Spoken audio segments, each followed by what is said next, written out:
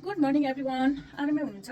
आज मङ्गलबार है, हाम्रो तराईमा अथवा हाम्रो वीरगञ्जमा भनौँ है, म चाहिँ वीरगञ्जमा बस्छु होइन। हाम्रो वीरगञ्जमा चाहिँ आज मङ्गलबारको दिन चाहिँ 80-90% मान्छेहरूले चाहिँ आजको दिन मासु खाँदैनन्।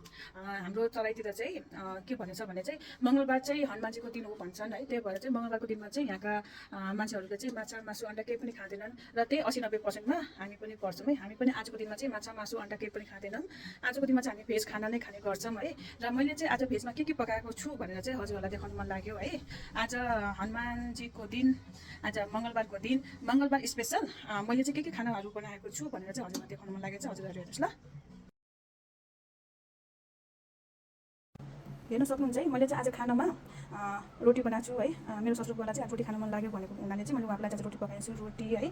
अनि त्यसपछि चाहिँ तपाईँको क्वाटीको तरकारी छ है, अनि दाल होइन। अनि त्यसपछि मैले चाहिँ आज करेलाको भुजिया बनाएको छु है। हेर्न सक्नुहुन्छ, यो चाहिँ करेलाको भुजिया है। अनि त्यसपछि चाहिँ साग बनाएको छु है। अनि त्यसपछि मैले चाहिँ आलुको भुजिया है, यो चाहिँ आलुको भुजिया हो। र यो चाहिँ हाम्रो तराई स्पेसल है। तराईमा चाहिँ प्याजको चोखा अथवा प्याजको अचार भन्छ नि, यो चाहिँ मैले टमाटर र प्याजको अचार बनाएको छु। यो चाहिँ हातले मुसेर बनाएको अचार हो है। हेर्न सक्नुहुन्छ साथीहरू, यो चाहिँ प्याज र टमाटरको अचार है। त्यसपछि चाहिँ अहिले आँपको सिजन भएको हुनाले चाहिँ मैले चाहिँ यसमा आँप पनि इन्क्लुड गरेको छु है। हेर्न सक्नुहुन्छ, यो चाहिँ आँप। त्यसपछि चाहिँ भुटेको खुर्सानी है, हेर्न सक्नुहुन्छ, यसमा भुटेको खुर्सानी पनि छ। र मोस्ट हाम्रो इम्पोर्टेन्ट भनेको चाहिँ अहिलेको भेज खानामा चाहिँ हाम्रो पापड है। पापड पनि मैले छानेको छु। हेर्न सक्नुहुन्छ, यो चाहिँ पापड हो ल।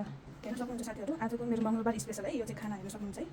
मङ्गलबार स्पेसल हाम्रो खाना क्वाटीको तरकारी, जिराले झानेको दाल, रोटी, पापड, टमाटर र प्याजको अचार, करेलाको भुजिया, साग, आलुको भुजिया र आँप। आज हाम्रो मङ्गलबार स्पेसल हेर्न सक्नुहुन्छ। यो चाहिँ मैले घरमा बनाएको दही हो। हेर्न सक्नुहुन्छ, यस्तो राम्रो दही भएको छ।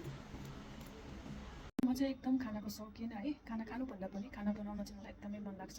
यदि घरमा सामानहरू छ, मेटेरियलहरू छ भने चाहिँ मलाई चाहिँ केही पकाउँ, केही खाउँ, केही खुवाउँ भन्ने रहर हुन्छ होइन। जसले गर्दा चाहिँ म प्रायः खानाको भेराइटीहरू म बनाइरहेको हुन्छु। मलाई चाहिँ हिजोको दिनमा चाहिँ मलाई केही पनि पकाउन आउँदैन, तर आजको दिनमा चाहिँ मलाई नआउने चिज केही पनि छैन है।